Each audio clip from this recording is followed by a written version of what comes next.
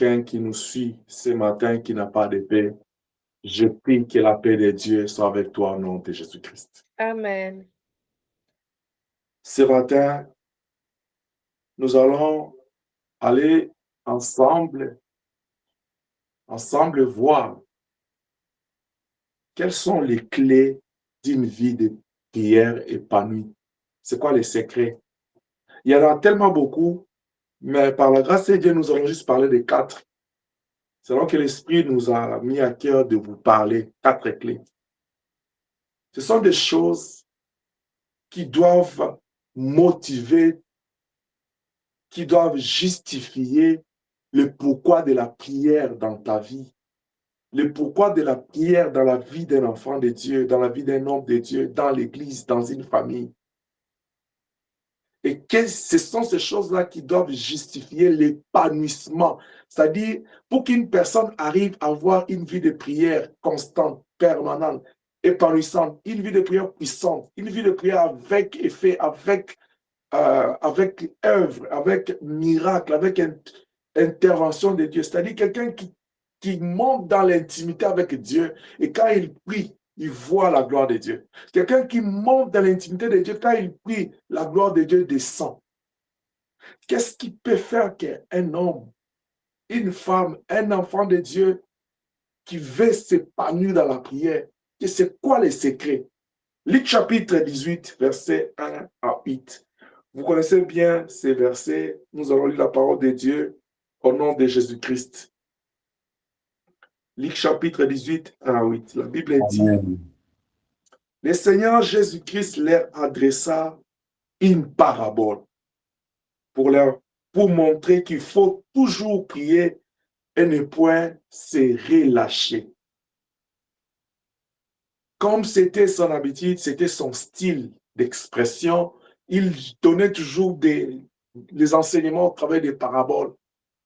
Une pensée qui renfermait un mystère que les disciples devaient découvrir. Soit il les explique à la foule, soit aux disciples seuls. Là, il va donner toute une parabole pour la prière. Il dit, l'idée de sa parabole, c'était pour démontrer aux disciples l'importance de toujours prier. C'est-à-dire l'importance d'avoir une vie de prière constante et permanente.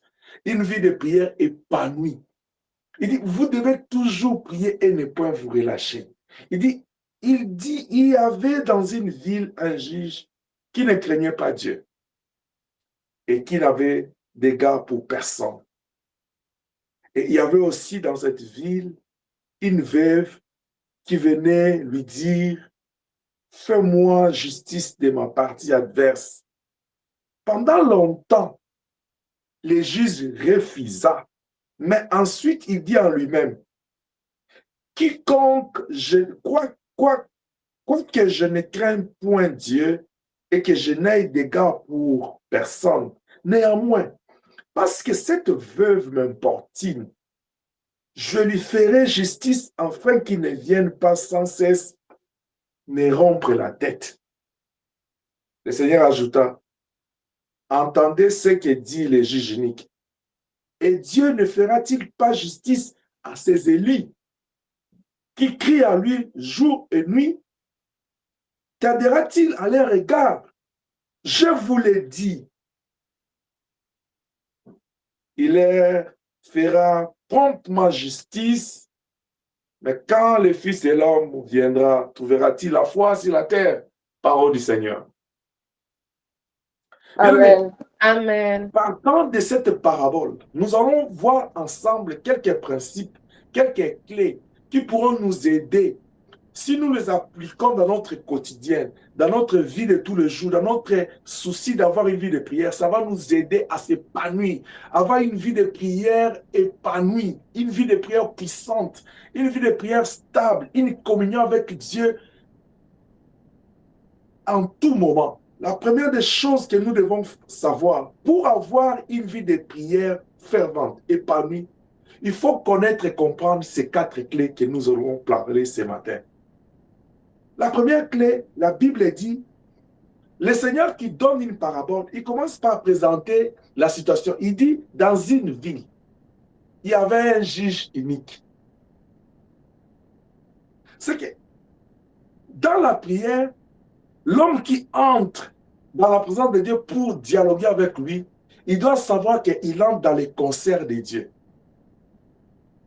Et dans ces concerts de Dieu, dans la présence de Dieu, il y a quelque chose qui se passe là-bas. La présence de Dieu, c'est comme un tribunal. C'est comme une cour d'appel pour dire il y a un juge là-bas. Si on parle d'un juge unique, c'est-à-dire corrompu, nous avons celui que la Bible appelle les justes juges. Est-ce que je parle à quelqu'un?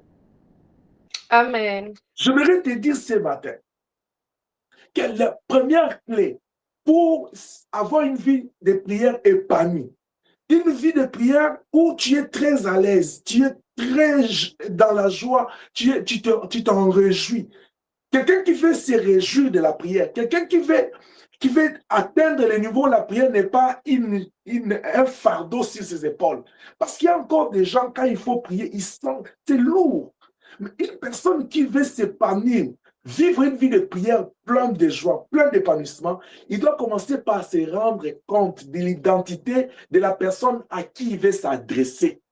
Ici, on nous présente que la femme, qui est l'image de l'Église, qui est l'image de chacun de nous, avait un problème avec les juges. Nous, quand nous entrons dans la prière, nous n'avons pas un problème avec l'Église. On n'a pas un problème avec les pasteurs. On a un problème avec les justes juges qui est Elohim. Est-ce que je parle à quelqu'un? Amen.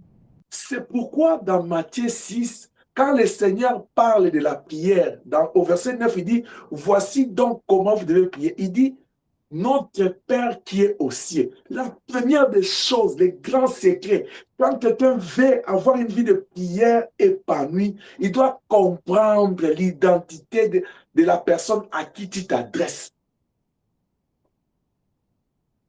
Voilà pourquoi vous verrez dans la Bible, quand l'ange apparut à l'homme de Dieu, quand il a vu que c'était mystérieux cette apparition, il voulait se jeter par terre, se prosterner devant l'ange. L'ange lui a dit, arrête-toi de faire ceci.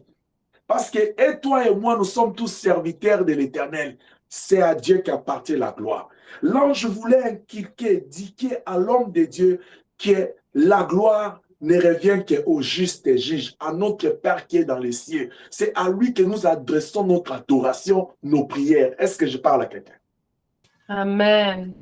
Amen. Quand tu comprends que les 5 minutes, les 1 minute, les 1 heure, la journée de prière, les 2 jours de jeûne, ma semaine de prière, je le fais parce que j'entre dans la présence d'Elohim. Parce que c'est dans sa présence que j'entre. Quand tu comprends que c'est à Dieu que tu parles, là c'est le départ. C'est ça le point de départ d'une vie de prière épanouie. Parce que la prière, elle est différente de la conversation que je fais avec mon père, avec ma mère, avec ma femme, avec mon mari, avec mes enfants, mes parents, mes amis. La prière, c'est un dialogue à deux sens que je fais avec Elohim, les dieux créateurs. Celui de qui la Bible dit il détient le monde entier dans sa main. Celui qui a le contrôle de toutes choses. Celui-là dont la Bible dit que rien n'est impossible à lui. C'est-à-dire, quand quelqu'un entre dans sa présence, il est rassuré que non, je ne sortirai pas tel que je suis allé parce que c'est lui qui a des solutions à mes problèmes. Est-ce que je parle à quelqu'un? Amen. Parce que la prière, c'est un dialogue à deux sens. Moi, je parle à Dieu, Dieu me répond. Mais je dois savoir à qui je parle. Non, tu ne peux pas entrer en prière. Tu commences à prier sans réaliser, oh Dieu, devant qui tu es. Parce que si tu ne comprends pas devant qui tu es, même ta position, même ta manière de parler, même ta manière de danser, même ta manière de chanter, même ta manière d'offrir, ne va pas refléter la gloire de la personne qui est devant toi. Et vous savez ce qui va se passer? Dieu est en horreur. Il dégoûte de telles attitudes, de tels états d'esprit, de telles intentions. Une personne qui vient et qui ne réalise pas à qui il a affaire. Jean chapitre 4. Jésus dit à la femme samaritaine, il dit, vous adorez celui que vous ne connaissez pas.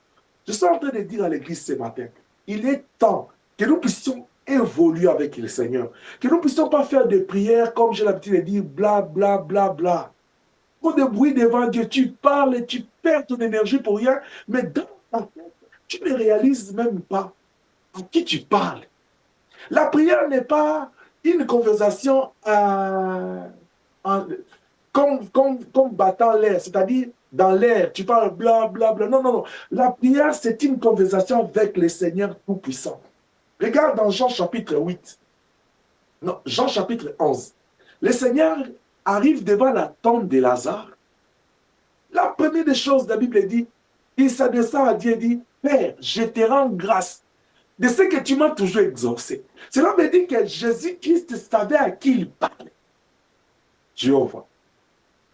Bien, mais non, non. N'entre pas en prière, tu commences directement par. Non, non.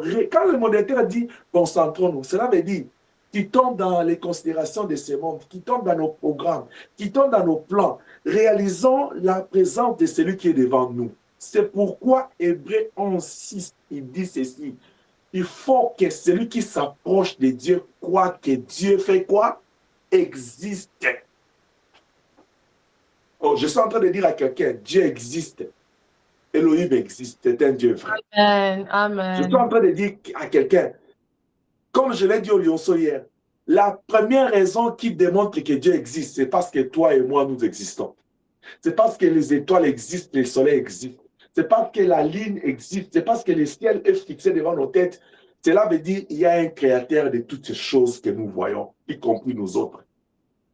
Comment est-ce qu'une créature peut dire Dieu n'existe pas? Ben, si Dieu n'existe pas, toi tu existes comment?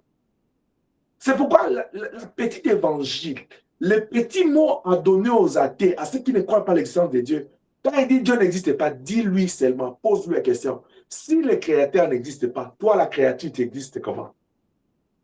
Oui, il y en a ceux qui disent non, l'homme est l'évolution de l'animal, tout ça. Mais l'animal a existé. Acceptons même leur théorie. L'animal là d'où nous sommes, l'évolution là, a existé comment? Qui a créé l'animal? Oh, dis à quelqu'un que si le créateur n'existe pas, comment est-ce que toi la créature existe? Est-ce que je parle à quelqu'un? Amen. Amen. Je suis l'expression de l'existence d'Elohim. C'est pourquoi je les confesse tous les jours, Elohim est le Dieu créateur. Parce qu'il a pris à Dieu de mettre 6 jours pour créer tout ce que nous voyons beau. Et au 7e jour, l'Éternel se reposa. C'est qu'il est absurde, il est incompréhensible. Que tu t'agenouilles, tu commences à prier, mais tu ne te rends pas compte que Dieu est là, que Dieu existe et Dieu est devant toi. Bien aimé, Dieu existe certainement et réellement. Et deuxième chose, Dieu existe, il est avec toi. La Bible dit à tous ceux qui l'ont réussi, n'est-ce pas que tu l'as réussi? Et tu fais ton effort de les garder dans ta vie. Moi, j'apprécie le fait que malgré les difficultés de la vie, malgré les défis, tu progresses avec Dieu, tu persévères. Cela démontre que non, tu crois que Dieu existe. Et Dieu n'existe pas loin, il existe en toi. C'est pourquoi la Bible l'appelle Emmanuel. Est-ce que je parle à quelqu'un? Amen. Même quand nous dormons, la Bible dit, il ne dort pas, il ne somnole pas. Il existe. Qu'est-ce que je dirais encore pour te prouver de l'existence de Dieu? Il dit dans Apocalypse, je me tiens à la porte et je frappe. Si tu ouvres, j'entrerai. N'est-ce pas que tu lui as ouvert le cœur? Ça fait beaucoup d'années que tu es dans le Seigneur. Mais tu fais un effort que ta porte reste fermée, que Dieu ne sorte pas. Et je suis convaincu, s'il y a des choses que tu ne veux pas perdre, c'est Dieu. Est-ce que tu es avec moi? Amen. Amen. Si tu ne veux pas perdre Dieu, il faut croire qu'il est avec toi. Oui, tu as raison. Tu sais, le problème, c'est les défis de la vie, les soucis de la vie. La vie est devenue telle qu'il est devenu. Le diable, il est tellement méchant. Il te fait croire, avec les difficultés de la vie, que Dieu t'a laissé. Dieu ne t'écoute pas. Non, je dis à quelqu'un, Elohim a dit dans Josué, il dit, je t'abandonnerai point, je te délaisserai point, jamais. Celui qui a dit là, il est fidèle. Je crois à sa fidélité. Amen. C'est Amen. pourquoi David, regardez, cet homme-là que Dieu a appelé l'homme selon le cœur de Dieu. L'homme selon le cœur de Dieu. Mais si vous regardez son règne était caractérisé par des combats intermittents. Donc, il faisait que combattre avec des guerres. Mais malgré toutes ces choses-là, il pouvait dire, ah, Mais comment moi, un homme, c'est le cœur de Dieu, j'ai trop de combats comme ça. Toi et moi, là, quand on a ces mêmes combats, tu dis, ah, Dieu m'a abandonné, pasteur. Moi, j'ai comme l'impression que Dieu ne m'écoute pas. Tu oublies tout. C'est normal. Parce que quand ça vient, ça touche le corps. Mais j'aimerais te dire, il faut que tu développes un instinct, laisse-moi appeler ça comme ça, une motivation spirituelle d'avoir une vie de prière par nuit. Parce que la vie de prière, ça te permet d'être stable dans la foi. Juste le fait de vivre dans la présence de Dieu, ça te donne la paix, même quand les choses ne marchent pas. C'est pourquoi David, malgré les combats, il dit, même quand je traverse l'ombre de la vallée de la mort, je n'ai aucune crainte parce qu'il est avec moi. Est-ce que je parle à quelqu'un? Amen. Dieu est avec toi, Dieu est réel, Dieu est vivant, Dieu est vrai. Notre Dieu, il est puissant, il est même tout puissant, il est capable, il est responsable, il est fidèle. Il est toujours là avec nous. Même quand nous nous oublions qu'il est notre Père, lui, il n'oublie pas que nous sommes ses enfants. Job avait tout son temps de vivre dans la paix, de s'occuper des sacrifices pour ses enfants. Mais il ne savait pas qu'il y avait une rencontre au ciel à son nom.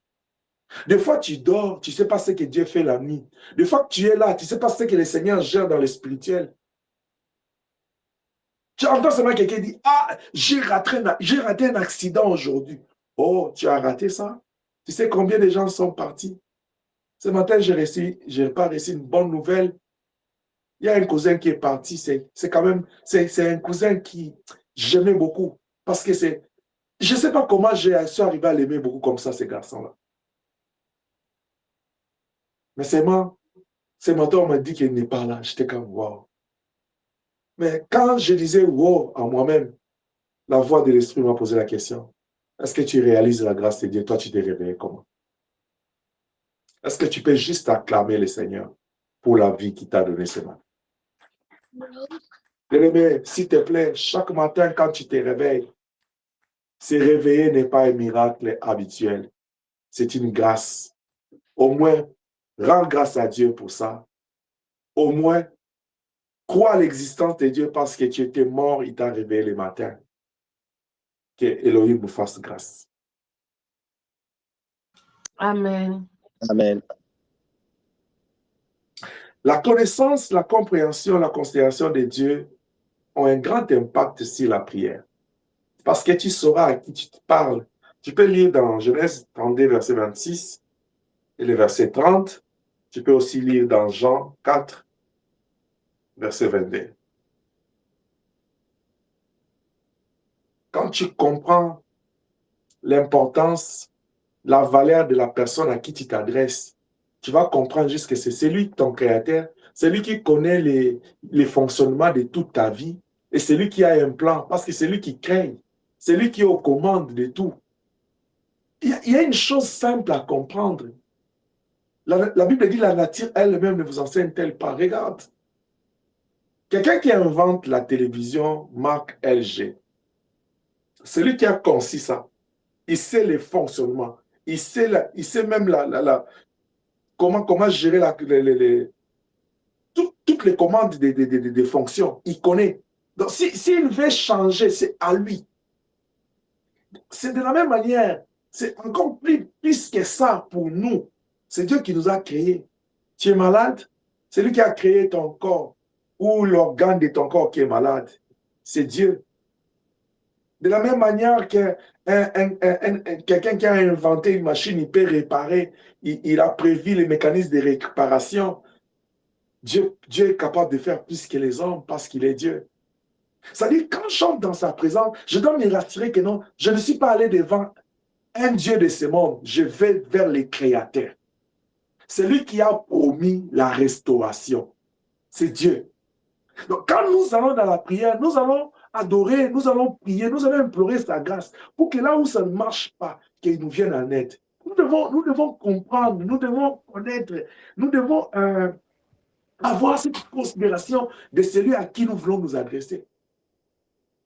La compréhension, la considération, la connaissance de Dieu va naître en toi. Ça va te pousser à avoir la foi à ces dieux. Parce que la Bible dit, sans la foi, il est difficile de lui être agréable. C'est-à-dire, quand quelqu'un, il réalise, il comprend, il connaît l'importance, la place de Dieu dans la prière, la place de Dieu dans sa vie. Cela crée la foi en lui.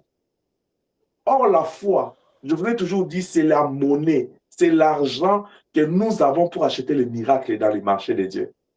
Quand je parlais de la foi, je reviendrai sur ces points.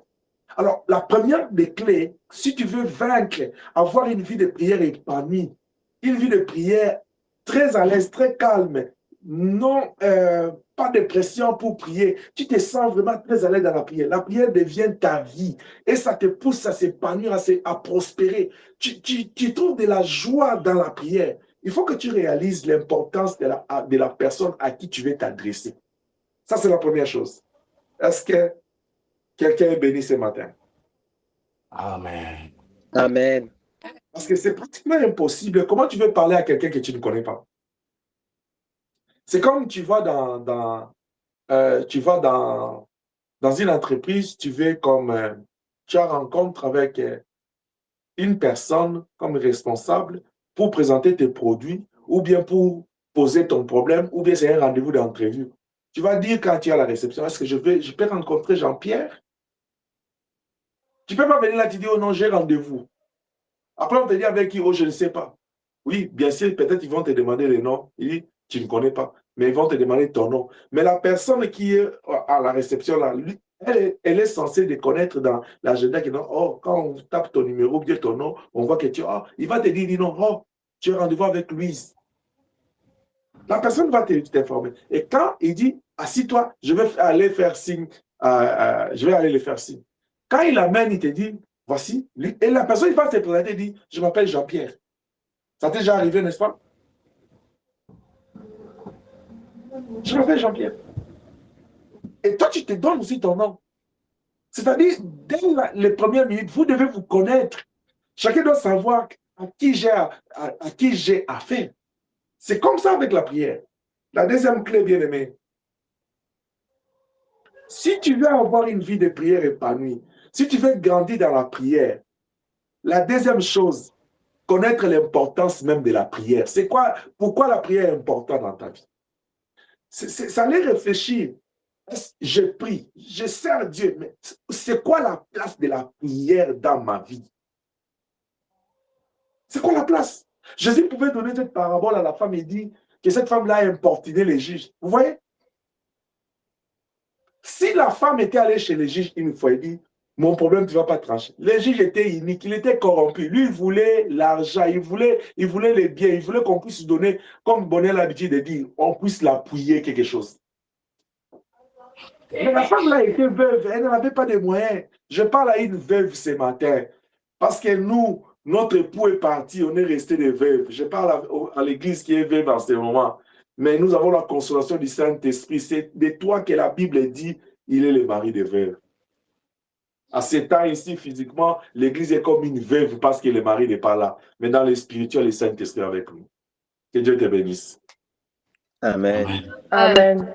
Il a fallu que la veuve persévère, importune les juges.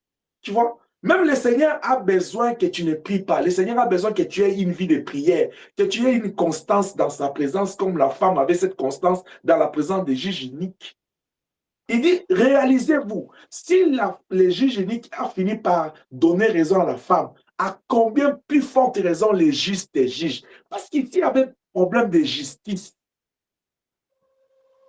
Il y avait un problème de justice ici. C'est-à-dire, le juge ici, lui il disait la justice à sa manière. Il ne disait pas la justice juste. Il était là. Tu viens avec un peu, après il te donne raison même quand tu as tort. Mais cette femme avait besoin de la justice juste. Bien, mais la justice juste, tu le trouveras que devant le trône de Dieu, parce que c'est lui le juste juge. Amen. C'est pourquoi Paul dit dans Romains 8, 28 à 31, il dit, si Dieu est pour nous, qui sera contre nous? Il dit, qui accusera les élus de Dieu si c'est Dieu qui justifie? Regarde, dans le trône de Dieu, devant le trône de Dieu, nous avons un juste qui est notre Père, qui est notre Seigneur, qui est notre époux, qui est notre ami. Il est de notre côté. Même quand le diable va nous accuser, il prend notre part. C'est pourquoi avant, il avait du mal à prendre notre part. Même quand l'homme péchait, le péché était en train de crier, le diable était en train de prendre nos faiblesses pour le présenter, dire voilà, tu vois comment ils pêchent, ils ne sont pas fidèles. Et toi, tu es là, tu es saint, comment tu cohabites avec ces gens? Dieu a dit, on va mettre le processus du sang de l'agneau. Mais le diable était toujours là, tu dis, mais tu vois, le sang de l'animal n'en est pas digne d'enlever les péchés. Toi-même, tu as dit, ça couvre. Dieu a dit non.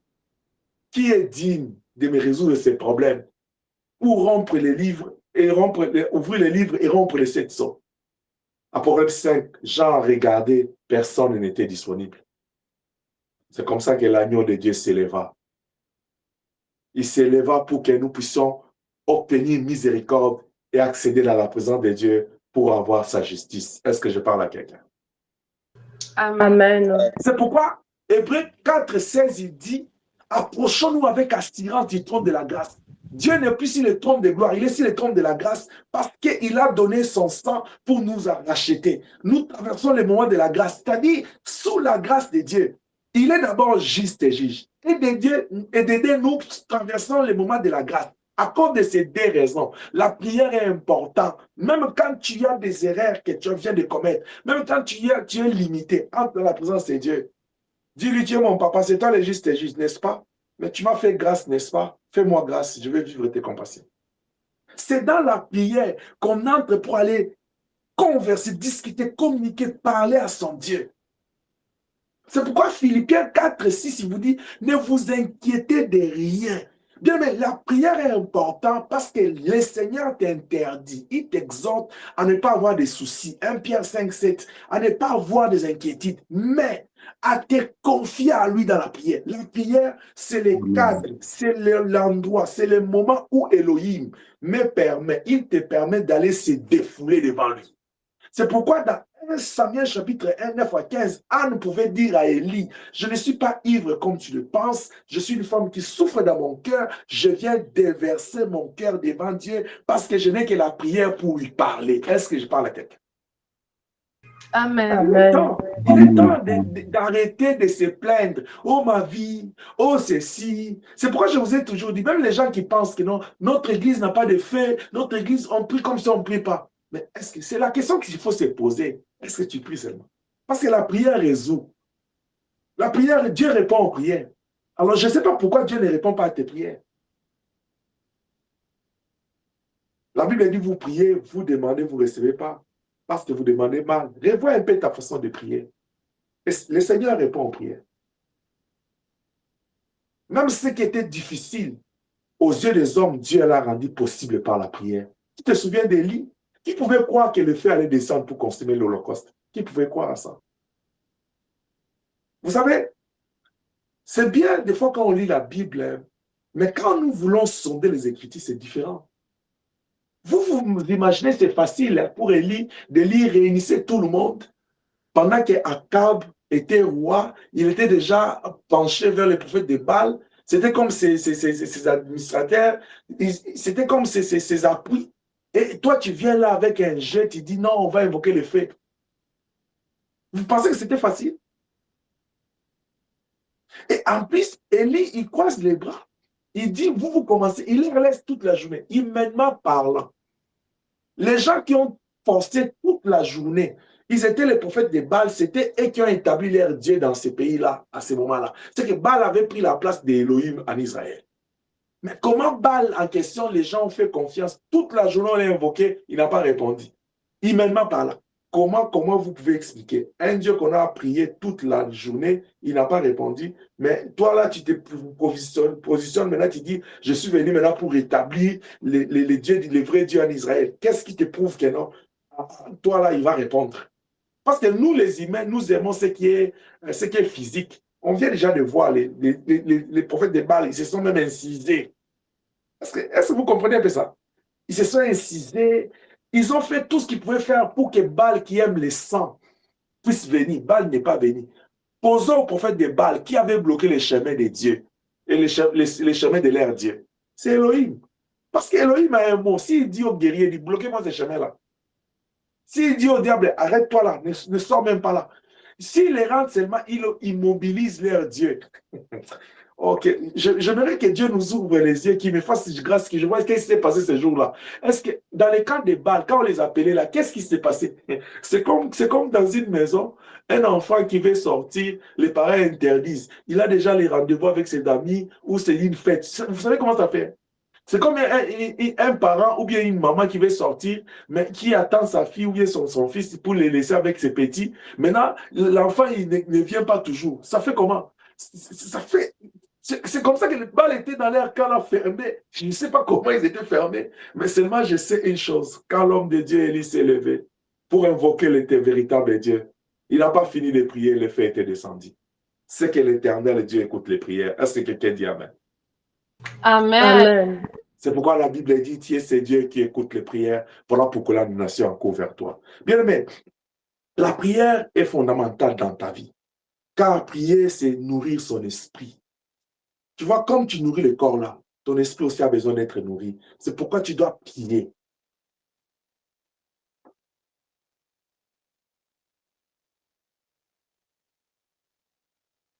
Parce que quand tu nourris ton esprit, tu te rends fort.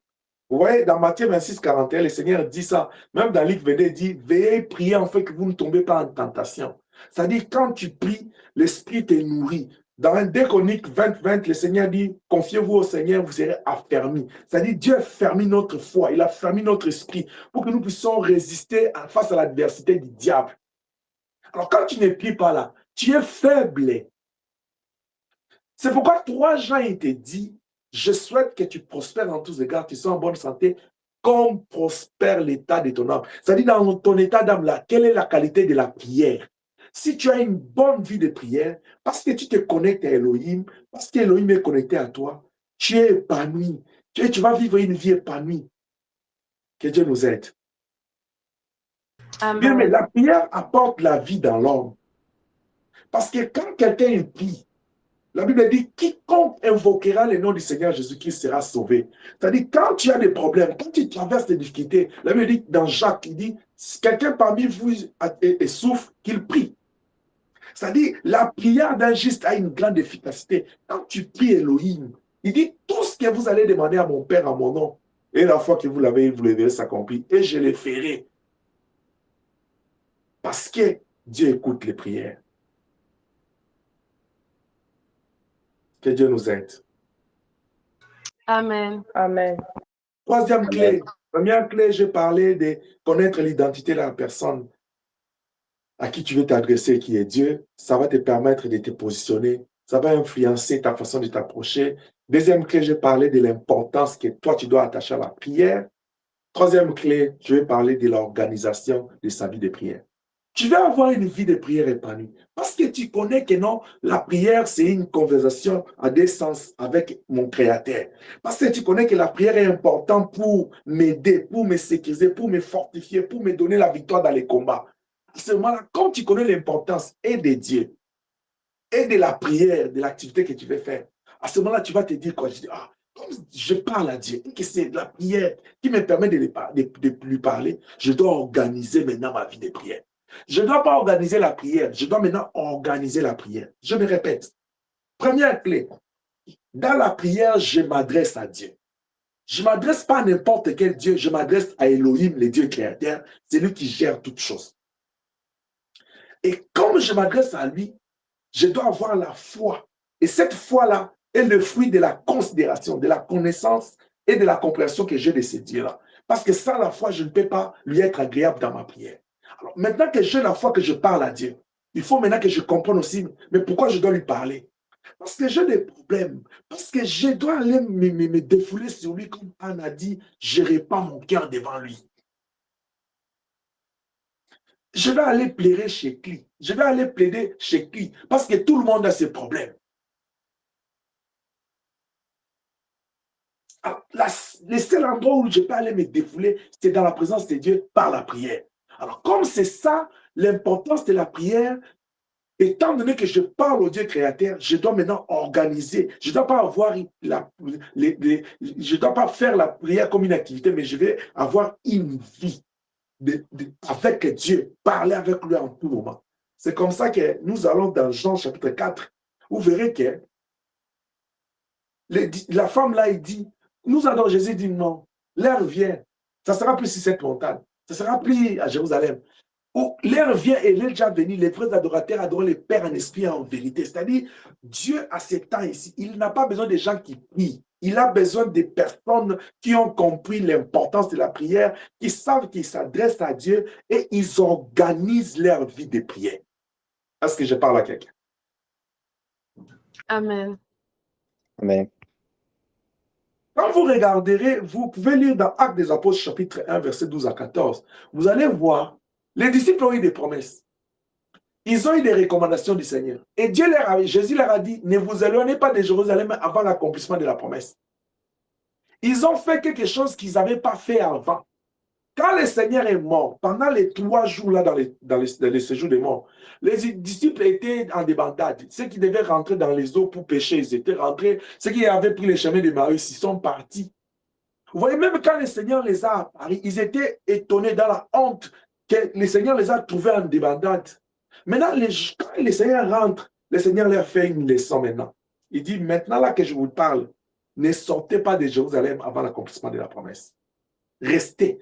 Alors, quand ils ont eu cette promesse-là, parce qu'ils ont compris que non, quand on a la promesse, bien aimé, je parle à quelqu'un qui a les promesses de Dieu. Il faut toujours prier et ne pas te relâcher parce que Dieu n'est pas un homme pour mentir, ni un fils de l'homme pour se répandre ce qu'il a promis. Est-ce que je parle à quelqu'un? Amen. Ils ont eu la Amen. promesse du Saint-Esprit. La Bible dit dans Actes 1, 12 à 14, ils sont retournés à Jérusalem et ils se sont retirés dans la maison de prière, dans la chambre haute. Ils ont fait leur retraite là-bas en haut. Quand tu as les promesses, que ce soit ce que la Bible nous a donné, que ce soit ce que les prophètes, que ce soit toi-même dans les sons de vision, tu ne peux pas dormir, tu ne peux pas vivre comme tout le monde. Quelqu'un qui a les promesses de Dieu, il s'accroche aux promesses. Vous savez, quand quelqu'un a des promesses et il reste dans la prière, c'est d'abord une façon de sécuriser ses promesses. Est-ce que je parle à quelqu'un? Mais c'est aussi une façon d'insister auprès du juge pour qu'il puisse répondre à tes problèmes. Mais toi, tu as les promesses, tu restes, tu dis, Dieu est fidèle, quand il a promis, il va réaliser. Même les enfants d'Israël, ils savaient que Dieu leur avait dit qu'il va les délivrer en Égypte. Pour que Dieu vienne, qu'est-ce qui s'est passé? Ils avaient croisé les bras? Non. Lisez dans Exode 3. Dieu a dit Moïse quoi? Il dit, j'ai entendu les cris. Si les enfants d'Israël n'avaient pas pleuré, la sœur s'est dit, c'était correct. Tu vois ce que tu fais? Tu as les promesses, toi tu croises les bras. Tu ne fais pas le bruit devant Dieu. C'est-à-dire, c'est correct pour toi, ça peut prendre le temps que ça va faire. Et Dieu, dans son principe, il fait toutes choses bonnes à son temps. Il croise les bras, il attend. Peut-être le temps de Dieu pour toi dans ta vie, c'est que tu dois lui faire beaucoup de bruit. Tu dois faire beaucoup de pression, si je peux le dire. C'est-à-dire, tu dois persévérer, insister. Mais tant que tu n'insistes pas, là, Dieu aussi attend. Parce que quelqu'un, vous savez, quelqu'un qui est préoccupé par son problème, il ne reste pas bras croisés. Soit il pleure, soit il se lamente, soit il devient plaintif parce qu'il en a marre. Mais toi, tu es là, tu manges. Quand il faut dormir, tu dors. Quand il faut saper, là, saper.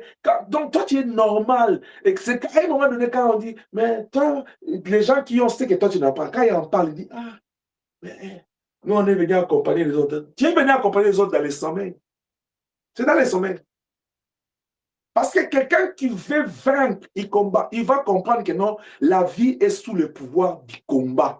La vie, c'est un combat. La vie, c'est défini comme un combat. Juste la vie ici dans ce monde. Et quand on prend la vie spirituelle, c'est plus qu'un combat. Est-ce que je parle à quelqu'un? Amen. Si vous allez dans Luc chapitre 22, 39, vous allez voir le Seigneur lui-même. On dit, il va à Gethsémane comme c'était sa coutume. C'est-à-dire, Jésus avait une vie de prière. C'était sa coutume. Quand on dit organiser ta vie de prière, tu dois avoir la prière pas comme une activité que tu fais, non, comme une coutume pour toi. Ça devient une tradition pour toi. Tu as des moments de prière personnels. Ici, je suis en train de parler de la prière de l'église. Alors, où nous nous connectons le mercredi 1h30, le vendredi 2h, à peine même tu te connectes, tu dors même en ligne. Je vous avais dit quoi le vendredi? Tu dors même en ligne. Le vendredi, je vous ai surpris, n'est-ce pas? Je vous ai dit, je vais commencer à rester là. Si quelqu'un a besoin de la prière, je reste. Mais je vais identifier aussi les gens qui dorment. J'en avais.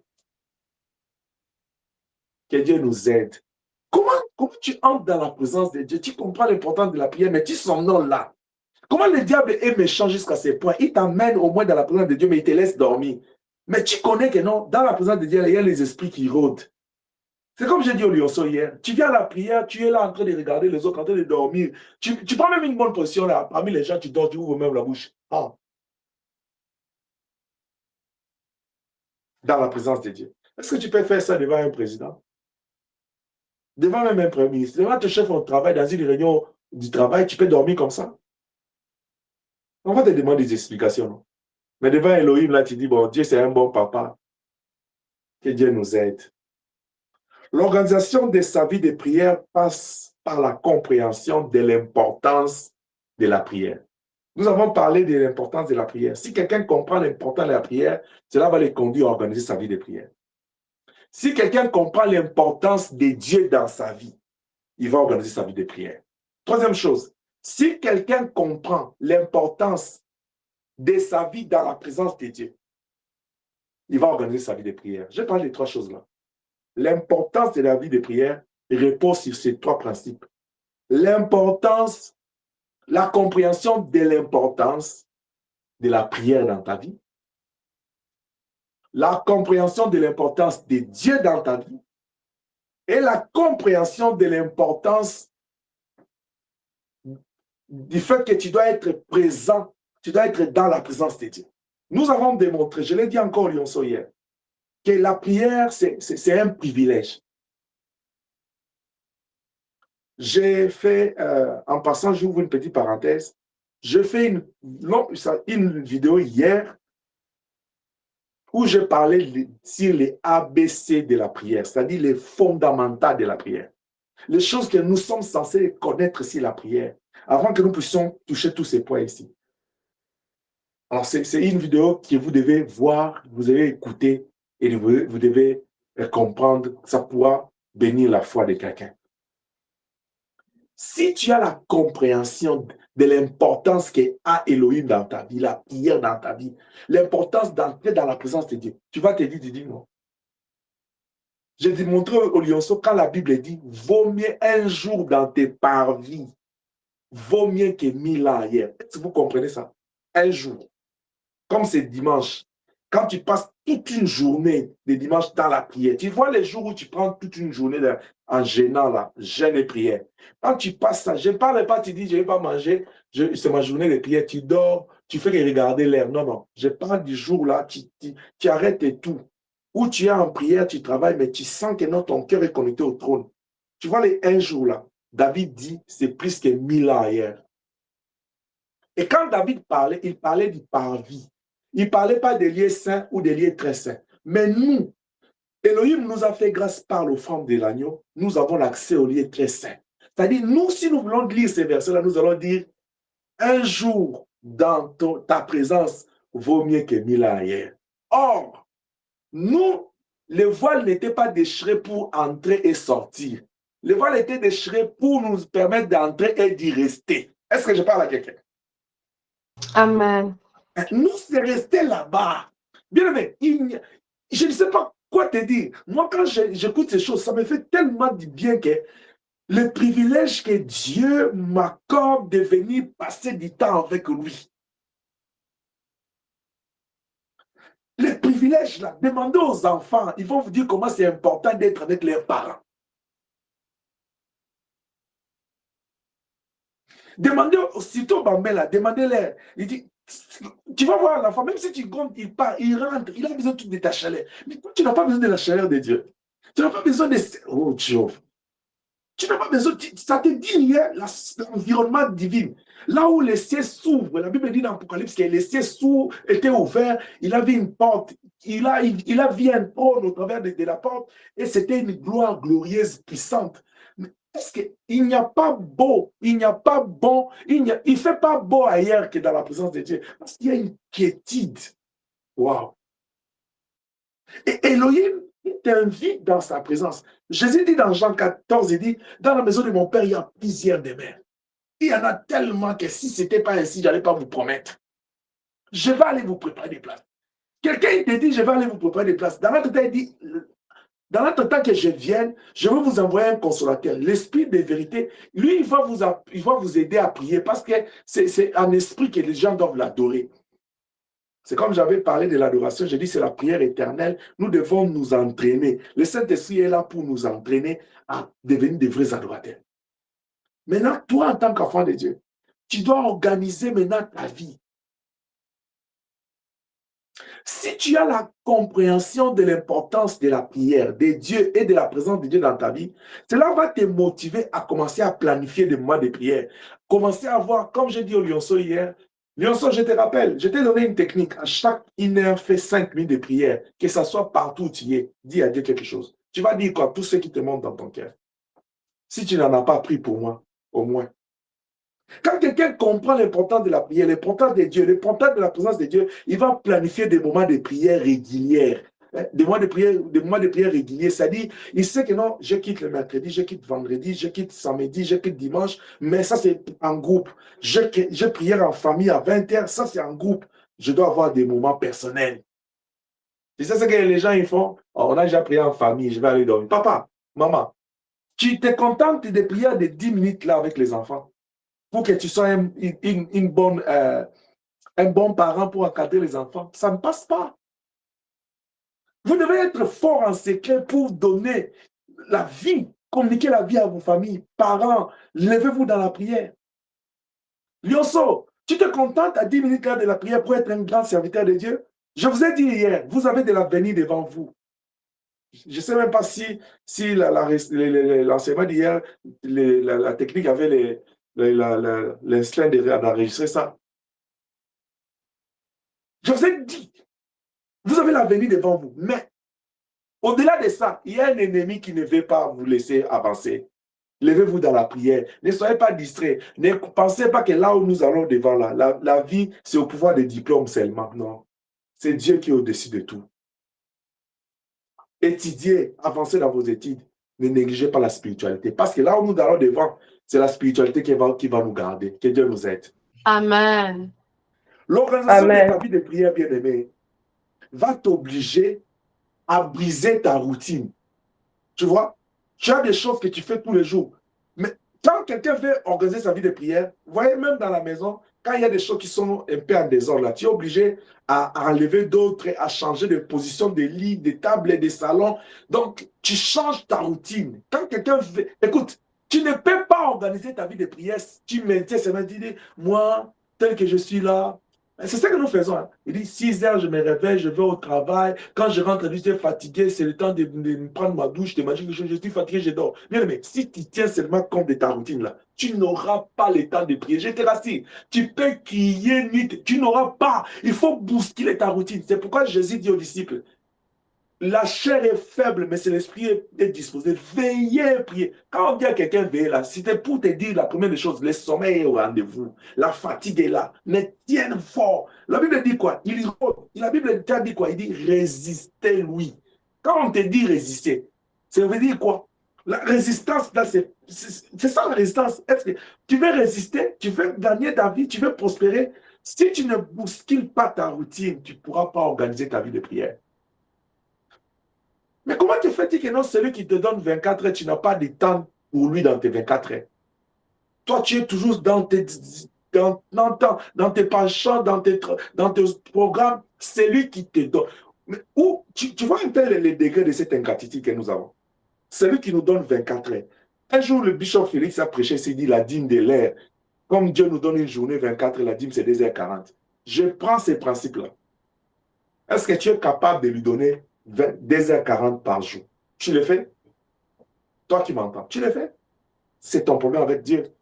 Maintenant, quand tu croises les bras, tu attends quoi? Que Dieu vienne prier pour toi? Tu attends quoi? Que l'église prie pour toi? C'est l'erreur de l'église. Que le pasteur prie pour toi? C'est l'erreur du pasteur. Mais il y a des choses. Il faut qu'il y ait un point de connexion. La prière de l'église, la prière de l'homme de Dieu, ça doit avoir un point de connexion. Est-ce que je parle à quelqu'un? Amen. Tu croises les bras. Si Bartimée n'avait pas crié, Jésus-Christ n'allait pas s'arrêter, il n'y avait pas de point de connexion. Si la femme n'avait pas fait l'effort de faire un pas, d'aller toucher le pan de sa robe, il n'allait pas avoir point de connexion. Si l'aveugle ici qui était, les boiteux qui étaient à la Bethesda n'étaient pas là, il n'était pas resté sa présence, il n'y avait pas de point de connexion. Si l'aveugle... Donc, vous voyez, dans tout point de vie, il y a toujours un point de connexion. Toi, tu ne veux pas. Tu croises les bras, tu dis non, le Seigneur a déjà gêné pour nous la prière. Ok. Ok.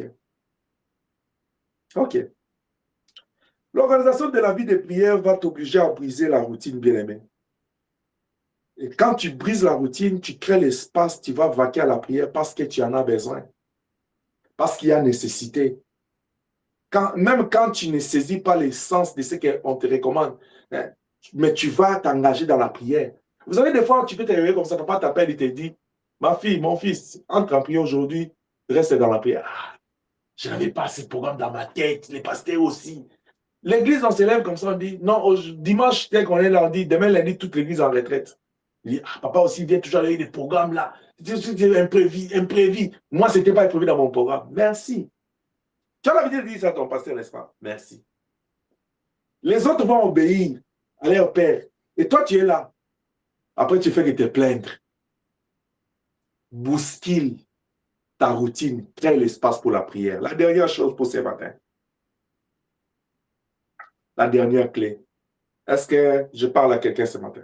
Amen. Amen. Amen.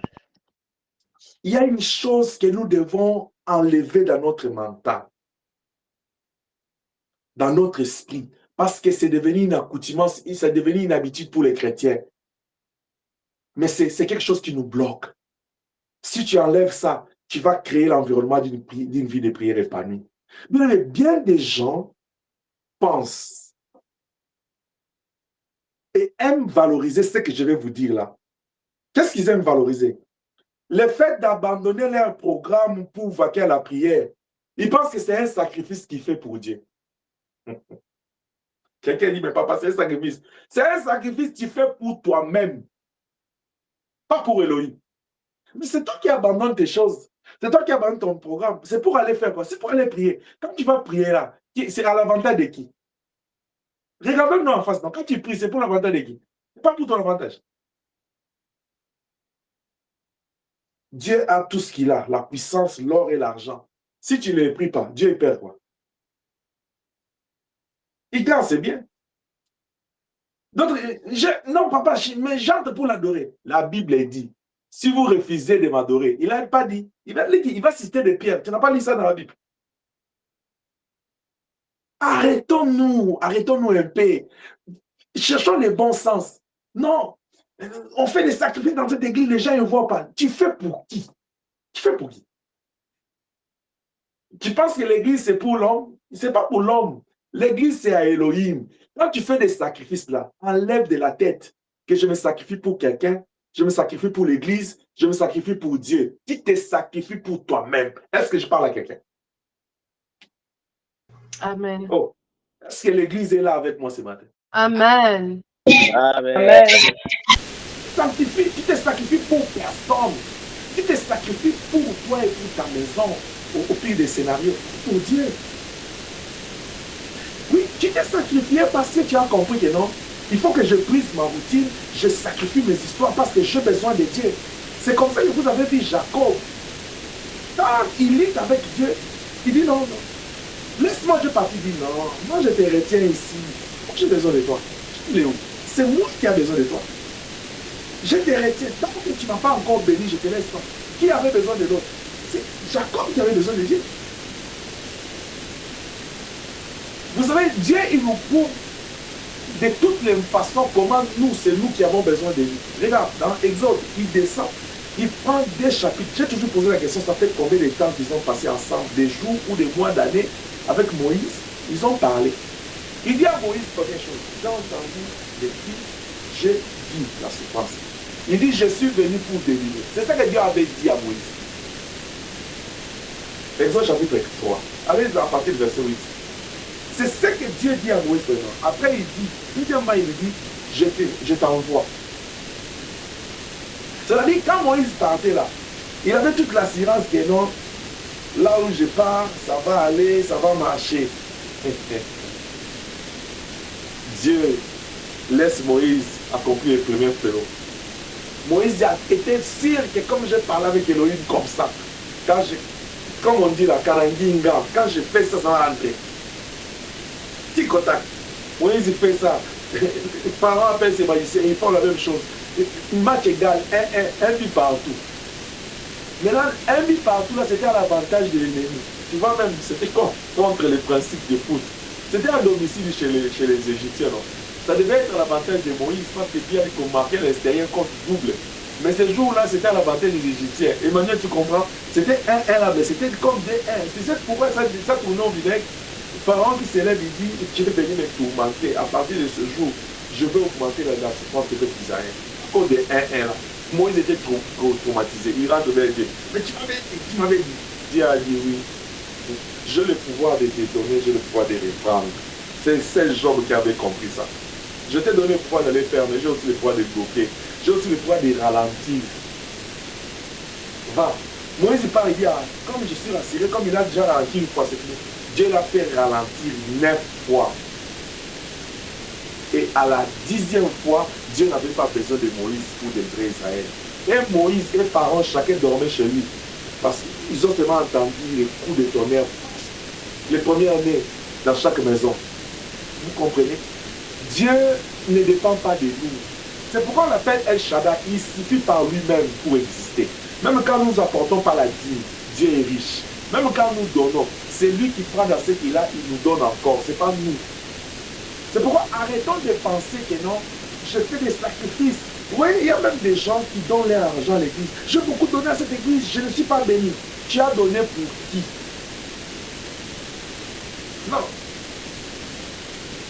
C'est pourquoi vous voyez d'autres hommes de Dieu, d'autres églises, ils se sont laissés dans cette fièvre-là des gens qui donnent. Ils sont même devenus des patrons à l'église. Vous ne pouvez pas leur faire des reproches. Non, tu donnes pour qui? Tu donnes pour qui? Tu donnes pour quoi? Tu donnes pas pour moi. Tu donnes pas pour Dieu. Tu donnes à Dieu, mais c'est d'abord pour toi que tu donnes. Tu donnes à l'église, gloire au Seigneur, mais c'est pour toi-même d'abord que tu donnes. Même quand nous les parents, nous initions nos enfants dans les offrandes, nous les faisons d'abord pour nous, Et quand un enfant est habitué à donner à l'église, il est capable aussi de partager avec les autres. Ça veut dire quand tu donnes à l'enfant l'offrande là, tu es en train de cultiver en lui un esprit de partage, l'esprit d'hospitalité. Tu es en train de combattre l'égoïsme. Ça va aussi de soi pour l'intérêt de ta maison. C'est un enfant qui apprendra à partager toujours avec lui. Parce que là, tu t'en as à donner. Que Dieu nous bénisse. Amen. Amen. C'est que j'étais en train de dire, quand tu donnes, tu fais des sacrifices, tu donnes des choses, ou bien tu te sacrifies, tu sacrifies ton temps pour chercher Dieu. Ne vois pas ça comme si quelque chose d'avantageux que tu fais pour l'église, pour un homme de Dieu, pour Dieu. Non, pense que je le fais pour moi. Il faut voir vraiment ça dans ce sens-là. Donc je pense que ce matin, s'il y a quelqu'un qui avait l'habitude de dire ça, non, Seigneur, merci pour les sacrifices. Tu as vu les sacrifices que j'ai fait pour être à l'église. Déjà, des prières comme ça n'arrive même pas au trône. Tu vas dire à Dieu, tu veux que Dieu te rappelle les sacrifices que lui fait pour te garder en vie. Ça ne correspond même pas.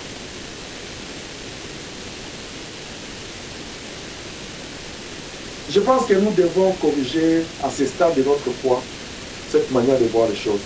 Les sacrifices que tu fais, c'est pour toi seul, c'est pour ton profit, c'est pour ton intérêt. Car même si tu le fais, tu ne fais pas Elohim, comme je l'ai dit, ne changera en rien. Mais il va susciter des pierres à ta place et ils feront toutes choses parfaitement selon la volonté de Dieu. Peut-être encore ils vont faire plus que ce que moi je peux faire. Au final, c'est moi qui perds. C'est moi qui perds. Alors, C'est pourquoi je veux que tu puisses avoir à l'esprit l'importance de Dieu dans ta vie, mais aussi la valeur que tu as à ses yeux quand tu fais toutes choses, quand tu organises ta prière. Le Seigneur nous appelle dans sa présence. Le Seigneur nous a ouvert son intimité pour que nous puissions y passer, y demeurer. Le Seigneur nous demande ce matin d'organiser notre vie de prière. Le Seigneur nous appelle à comprendre l'importance de la prière de Dieu, mais aussi de la présence de Dieu dans notre vie, parce que c'est ça le fondement de notre intimité avec lui. Le Seigneur veut que tu puisses briser ta routine, bousculer un peu ta routine pour donner place à l'intimité avec Dieu. Lève-toi là où tu es, s'il te plaît. Nous allons prier le Seigneur. Je voudrais que tu élèves tes mains, que tu te confies entre les mains de Dieu. Demande le Saint-Esprit. La Bible dit, l'air vient et il est déjà venu, les vrais adorateurs adorent le Père en esprit en vérité. Dis à l'Esprit de Dieu, aide-moi. Apprends-moi à prier. Relève-moi dans la prière. Soutiens-moi dans la prière. Conduis-moi dans la prière. Détruis tout ce qui t'empêche d'être debout, le sommeil, la fatigue. Recommande ton travail, tout ce qui t'empêche de travailler, d'être debout dans la prière. Dis à l'Esprit de Dieu de t'aider. Élève ta voix, prie avec moi, au nom puissant de Jésus-Christ. Au nom puissant de Jésus-Christ. Au nom puissant de Jésus-Christ. Dieu d'Abraham, d'Isaac et de Jacob. Merci pour ce matin. Merci pour ta parole. Merci pour les temps. Merci pour la grâce. Je te supplie par la compassion de Dieu, au nom puissant de Jésus-Christ, à nous accorder, à nous faire grâce. Fais-nous grâce ce matin, afin que nous puissions, Jéhovah, avoir la compréhension, la bonne compréhension des séries avec à qui nous voulons nous adresser. Toi qui es le Dieu créateur, ouvre l'intelligence de chacun, comme tu l'as fait à dit, pour que nous puissions nous rendre compte de ton amour et de ta miséricorde. Ouvre notre compréhension, Seigneur. Accorde à chacun la compréhension de la prière, afin qu'il puisse se permettre de motiver à organiser leur vie de prière avec toi. Je prie les saints dans l'Église, afin d'aider chacun de nous, afin d'aider l'Église ce matin à se présenter comme des vrais adorateurs, comme des hommes et des femmes de prière.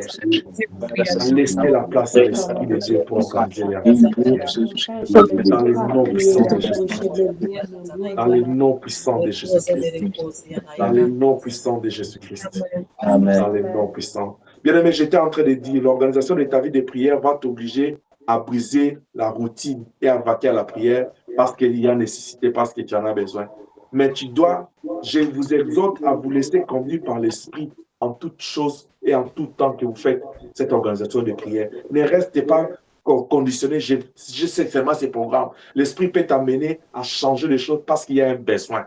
C'est pourquoi dis à l'Esprit de Dieu, conduis-moi la nuit sous forme de la colonne de nuée, de la colonne de feu, et le jour sous forme de la colonne de nuée, afin que je comprenne comment je dois me comporter dans la prière nuit et jour. Prie dans le nom puissant de Jésus-Christ. Prie dans le nom puissant de Jésus. Que la colonne de feu soit éternellement tout au secours de l'Église la nuit. Parce que tu es notre Dieu. Quand tu bouges, nous bougeons. Quand tu veux que nous puissions nous lever dans la prière, crée à nous cette force. Et la journée éternelle soit notre Dieu. Nous voulons que tu sois notre Père en toutes choses. Nous précommandons ta grâce. Nous prions que ta grâce abonde pour nous. Dans le nom puissant de Jésus, nous te supplions, Dieu de paix, de répandre ta grâce. Au nom de Jésus-Christ de Nazareth, nous te supplions, Dieu de paix, de répandre ta grâce. Au nom puissant de Jésus, je commande à tous ceux qui faire l'ordre dans la conduite de l'Esprit, dans notre foi, de l'Église, au nom de Jésus-Christ. Laisse que la grâce et de l'essence dans le nom puissant de Jésus-Christ. Dans le nom de Jésus. Dans la Bible dit, après avoir dit ces choses, il souffla sur eux, il dit recevez le Saint-Esprit. Amen. Recevez le Saint-Esprit. Amen. Que l'esprit de la prière, que l'esprit de la révolution de la prière, que l'esprit de la vie de prière vous soit accordé. Car lui, il a dit, l'heure vient et il est déjà venu, les vrais adorateurs adorant le Père en esprit en vérité. Recevez la grâce au nom de Jésus-Christ. Amen. Amen. Recevez la grâce au nom puissant de Jésus-Christ. Amen. Recevez la grâce au nom puissant de Jésus-Christ. Amen. Amen. Dieu bénit ce peuple et bénit cette œuvre. Dans le nom de Jésus-Christ, nous avons ainsi prié, nous disons 3 fois Amen. Amen. Amen. On acclame pour le Seigneur, que Dieu nous bénisse abondamment au nom de Jésus-Christ. Amen. Amen, amen. Amen. J'espère que nous sommes bénis par la parole de Dieu ce matin. Et je vous dis encore bonjour, shalom, bon dimanche, de partout où vous êtes. Si tu n'as pas encore transféré ton offrande, ta dîme